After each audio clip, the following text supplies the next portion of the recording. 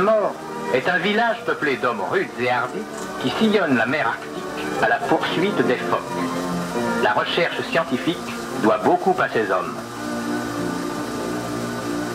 Dans la nuit claire d'été, le Polarfjörn, le meilleur navire d'expédition polaire, achève son chargement. Il va entreprendre un long voyage sur la côte est du Groenland et dans le Grand Nord.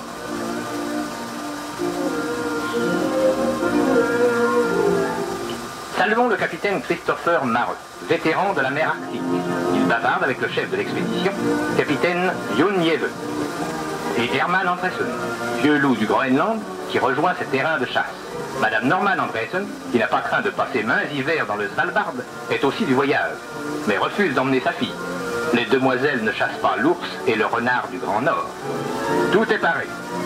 Chacun à son poste. Le navire déborde. Les adieux mélancoliques de ceux qui restent à ceux qui partent. Tant d'événements peuvent se passer au cours d'une année ou deux. Reviendront-ils tous ?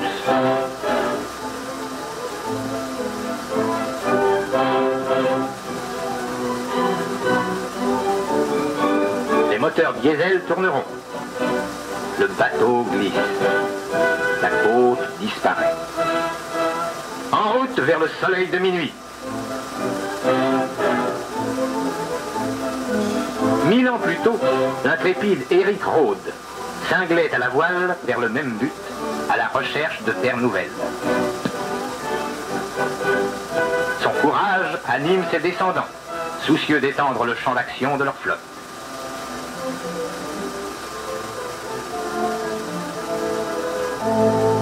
La mer se couvre de glaçons.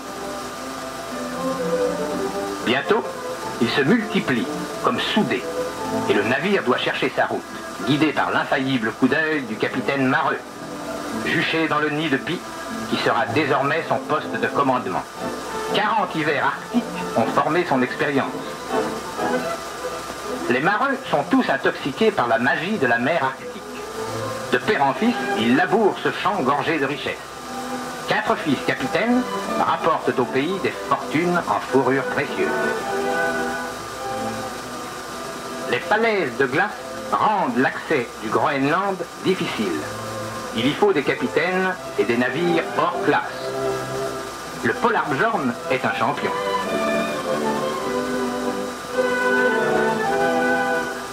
La région, bien abritée, sert de rendez-vous aux phoques à capuchon, qui viennent y mettre bas en toute quiétude au printemps, puis s'en vont en famille, laissant place aux vrais propriétaires, les paisibles barbus. Pauvres barbus, on veut leur peau, car elle fait un cuir inusable, et leur graisse donne une huile recherchée.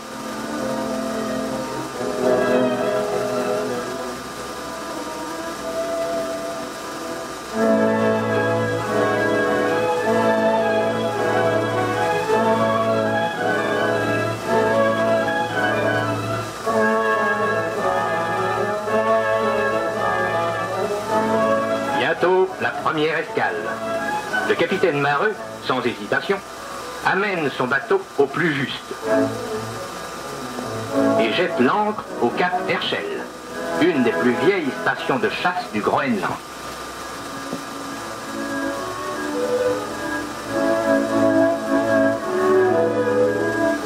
Joie des hivernants. L'ont-ils assez attendu, ce messager du monde civilisé? Quelle nouvelle apporte-t-il?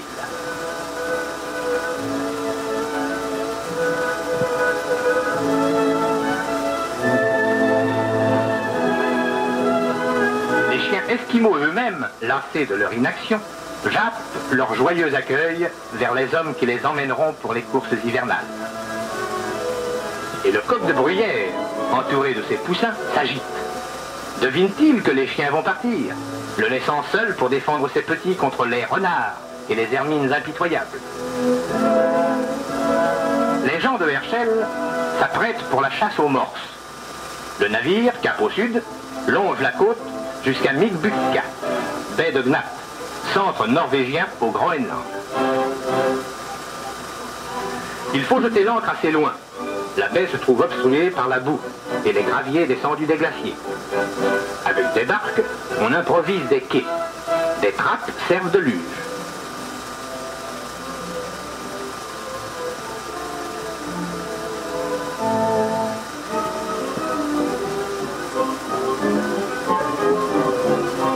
Il faut espérer que cette année, les savants météorologues ne prendront pas un bain forcé et glacé comme l'année précédente.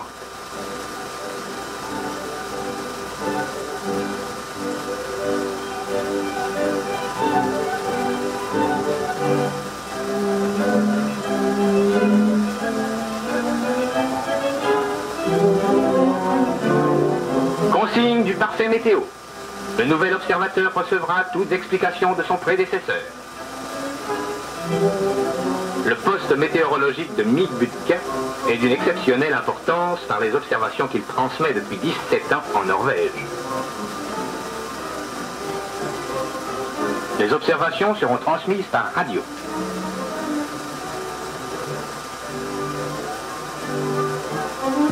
À Sandoya, île de sable, les éders, les mouettes, les hirondelles de mer, par milliers font leur nid.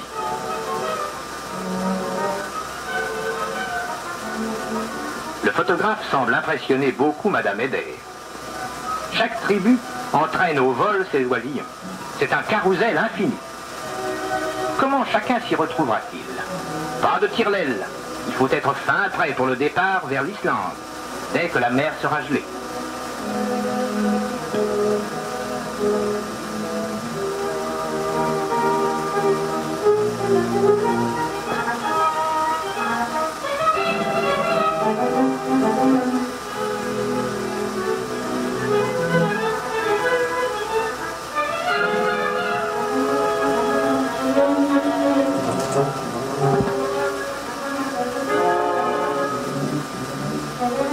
Un joli sport attend les hommes au fjord François-Joseph, l'un des plus vastes du monde.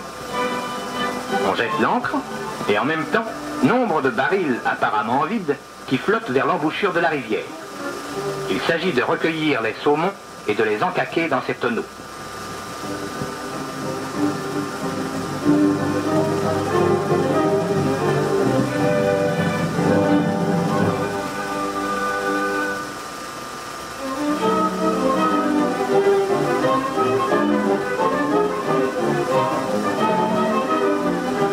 Tendus d'une rive à l'autre de l'estuaire, les filets remontent pleins de poissons magnifiques.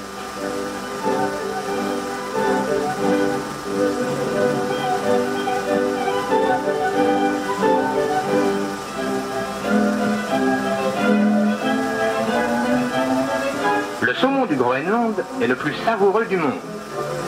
Pesant au plus 5 kilos, il affectionne les lacs tranquilles où sa graisse prend le goût de beurre.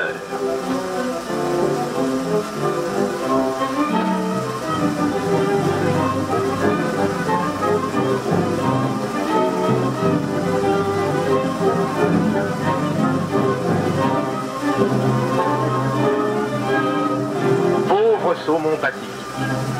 Cela lui vaut de terminer ses jours salés dans des barils qui valent alors plus de 1000 couronnes chaque.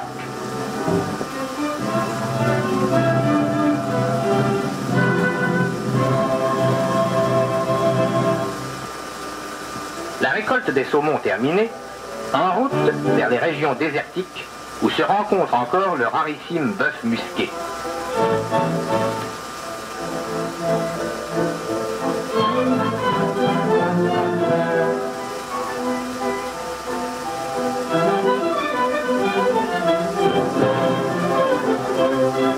Saluons au passage le glacier de Walterhausen, infime partie de l'immensité glaciaire qui recouvre 1 500 000 km² du Groenland et s'élève jusqu'à 3500 mètres.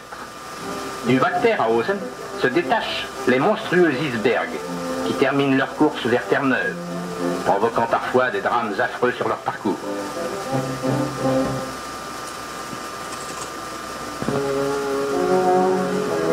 La côte se découpe en nombreux fjords.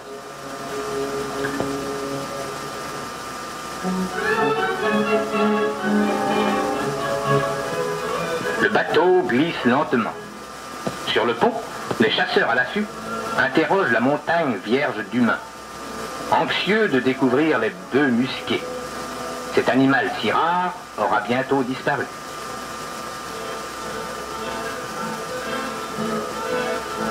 Il n'en reste que 1500 dans les réserves canadiennes.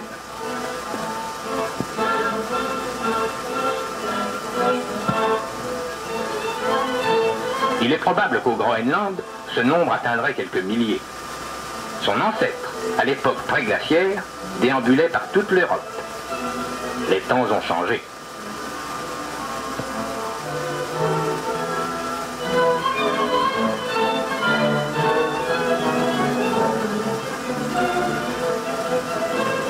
Une famille de bœufs musqués se trahit par sa nervosité. Elle a deviné l'homme et fuit. Illusion. Comment fuir un chasseur obstiné et son arme impitoyable?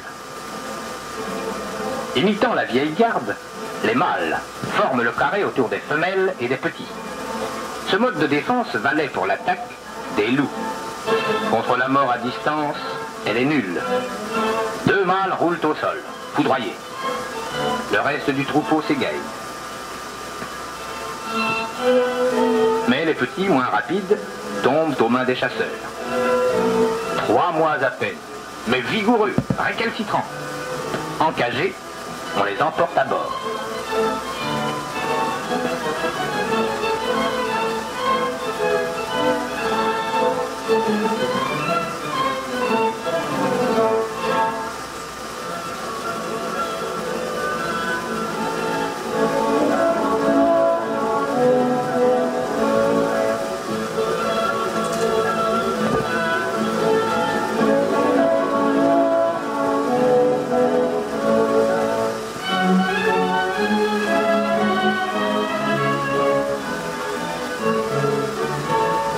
Seigneur des solitudes, il faut une nourriture spéciale.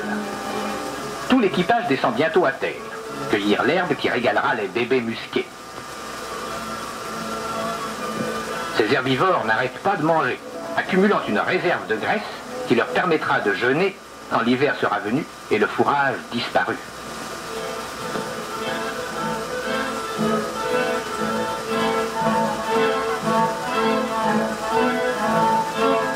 Étrange contrée, l'aridité même, avec des fleurs éclatantes comme l'épibolium violet et le jaune coquelicot polaire. La marche est exténuante sur un sol en fondrière. Des Esquimaux vivaient ici il y a des siècles. Le climat et la terre les ayant repoussés, ils s'installèrent dans le nord-est du Groenland, cédant la place à la nature inhumaine.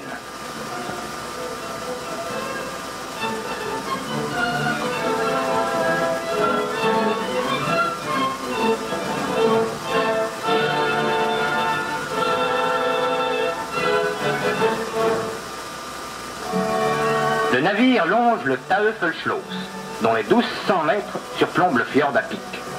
Zébré de larges coulées de minerais de différents coloris, c'est une curiosité vraiment spectaculaire. Guides sûrs, mareux, sans jamais se reposer, amènent les chasseurs à porter du gibier polaire.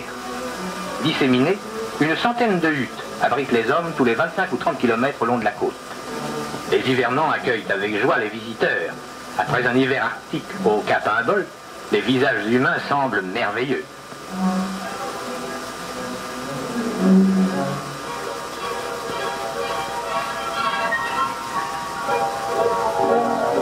Petite leçon à l'usage des trappeurs.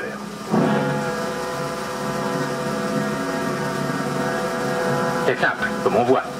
L'homme peut poser pour sa part une douzaine de ces engins primitifs et pourtant efficaces. Il passera l'hiver à les inspecter et à recueillir les victimes. Dernière station au rassemblement des trappeurs. Ils ont suspendu les peaux de renards capturés.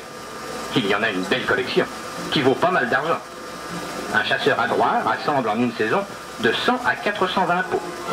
On les range, comme les saumons, dans des barils. Chacun d'eux vaut bien 5000 couronnes. Adieu le fjord, adieu la côte. En route vers l'est, où la glace s'épaissit de plus en plus. À nous, le roi du Grand Nord, l'inlassable vagabond, l'ours blanc. Excepté quelques solitaires, saccageurs de campement, l'ours polaire se dirige vers le sud pendant la période de nuit. Il chasse le phoque. L'œil perçant de Mareux note un ton différent dans la blancheur de la glace. Deux imprudents oursons s'éloignent en jouant, poussés par la curiosité.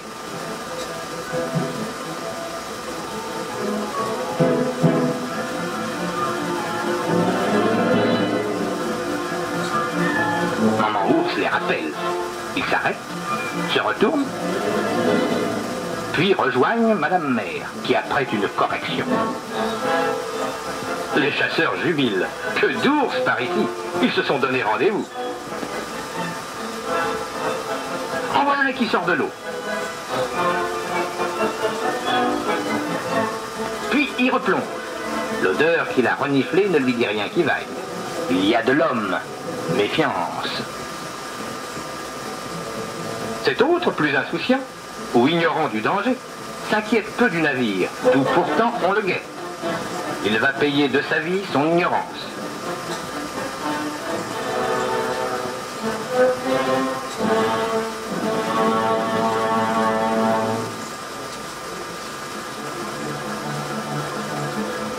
Imprenable sur la glace, il a tort de se remettre à l'eau.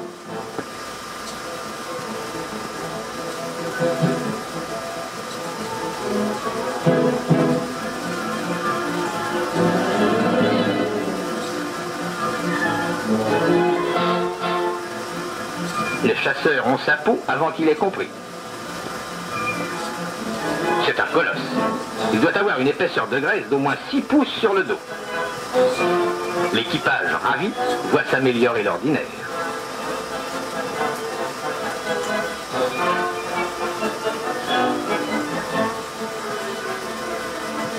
Le capitaine a repéré un ourson.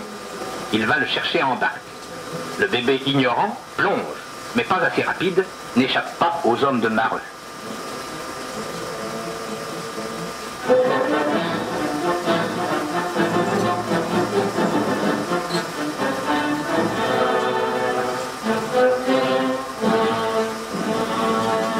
Oh, yes! Voici le récalcitrant à bord. Ce sera la future attraction à la foire de Haelsun. Et c'est le retour. Adieu la glace, adieu les icebergs. Le navire laboure la mer automnale. Cap au sud-est.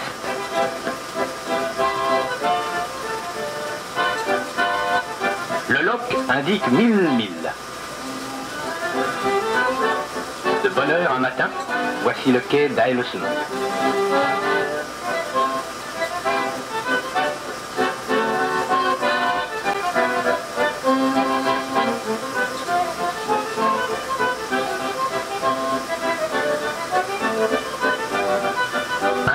Retour du Grand Nord.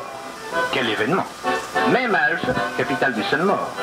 Capitale riche par les bancs de poissons, riche par ses fermes opulentes, sa flotte polaire, créée, entretenue, multipliée par ses marins audacieux, ses chasseurs intrépides. D'autres navires, sur ses traces, s'en iront vers le pôle. Et qu'est-ce qu'ils sont devenus, les petits bœufs musqués, papa? Ce qui est arrivé, mon garçon, ils sont passés du bateau dans un camion qui les a emmenés dans les montagnes, à Dover.